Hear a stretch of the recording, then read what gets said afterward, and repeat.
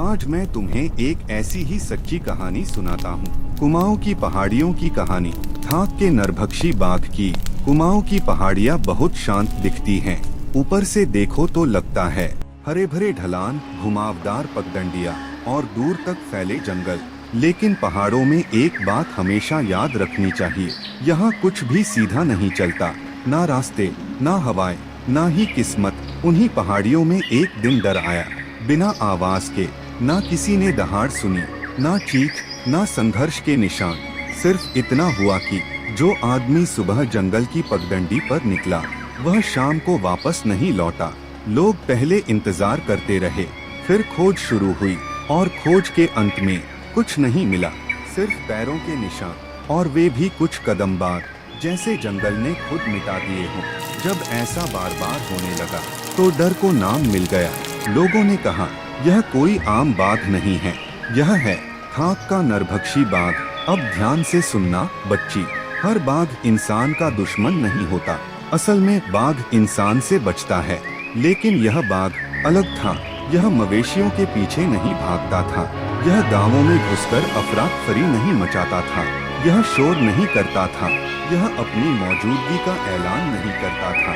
यह बस इंतजार करता था, ऊंची ढलानों पर, घने साए में, जहां धूप भी थककर धीमी हो जाती है।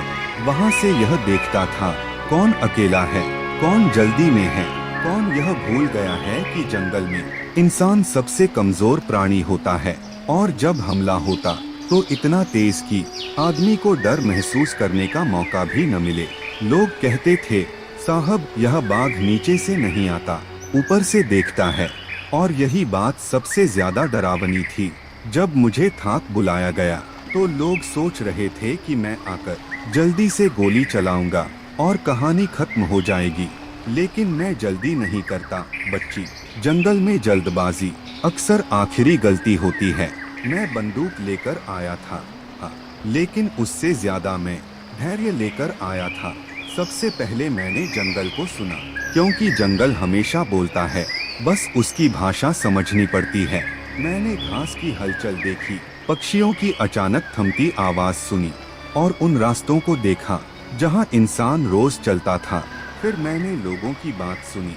एक बूढ़ा आदमी था, चेहरे पर झुर्रियां, आंखों में डर और अनुभव। उसने मुझसे कहा, साहब यह बाघ पागल नहीं है, यह सोचता है, यह ऊपर से देखता है।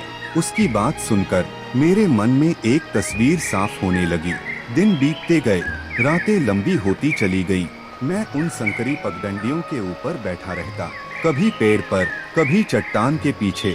वही रास्ते थे जहां आदमी चलने को मजबूर होता था, जहां पीछे मुड़ने की जगह नहीं होती। ठंड हड्डियों में उतर जाती थी, कीड़े ध्यान भंग करते थे, और वह सन्नाटा, ऐसा सन्नाटा जहां लगता है जैसे समय भी सांस रोके खड़ा हो।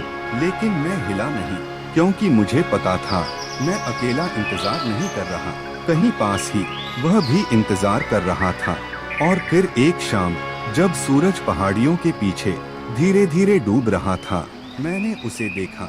वह दौड़ा नहीं, उसने दहाड़ नहीं मारी, वह बस घास में सरकती एक परछाई था। उसकी धारियां अंधेरे और रोशनी के बीच घुली हुई थी। ऐसा लग रहा था मानो जंगल ने खुद उसे छुपा रखा हो। मैंने जल्दबाजी नहीं की, मैंने सांस रोकी और उस पल का इंतजार किया जो जंगल खुद देता है। फिर एक गोली, और उसके बाद खामोशी।